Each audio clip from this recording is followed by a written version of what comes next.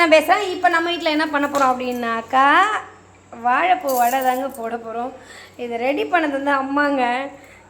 வாழைப்பூலாம் நல்லா கடலப்பருப்பில் போட்டு வெங்காயம்லாம் அரிஞ்சு சூப்பராக பண்ணி கொடுத்துருக்காங்க.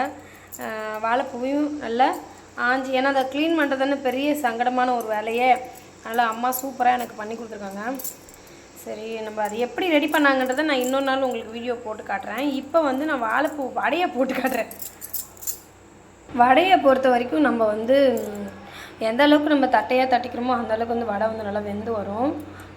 ஃபஸ்ட்டு வந்து மிதமான தீயில் தான் வந்து வச்சுருக்கோம். அப்படி தப்புக்குன்னு ஓடி விழுந்துருச்சு. சிம்மில் வச்சுருவோம். ஏன்னா வாழைப்பூ வடைன்னும் போது பொதுவாக வாழைப்பூவே கருப்பு இல்லையா, கொஞ்சம் நல்லா கருத்துற போகுது. சிம்மில் வச்சு எண்ணெய் வர ரொம்ப காஞ்சிச்சு. நான் இன்னொரு நாள் கண்டிப்பாக வந்து வாழைப்பூ வடை எப்படி வந்து எங்கள் அம்மா செஞ்சாங்க அப்படின்னு சொல்லி நான் கண்டிப்பாக ஒரு வீடியோ போடுறேன். இப்போ வந்து ஈவினிங் ஸ்நாக்ஸ்க்கு தாங்க நான் இப்போ ரெடி பண்ணிகிட்ருக்கேன். ஸோ வடை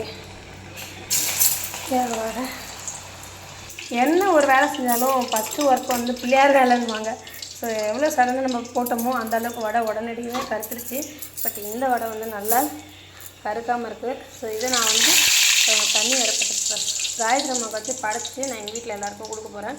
ஸோ இவ்வளோ தாங்க வாழைப்பூ வடை. நான் எப்படி செய்யணுன்றதை நெக்ஸ்ட் டைம் காட்டுறேன். நம்ம சூடாக சாப்பிட போகிறோம். மறக்காமல் நம்ம நெய்வேலி தான் நம்ம அவரை சப்போர்ட் பண்ணுங்கள், சப்ஸ்கிரைப் பண்ணுங்கள், லைக் பண்ணுங்கள். டாடா, பாய்.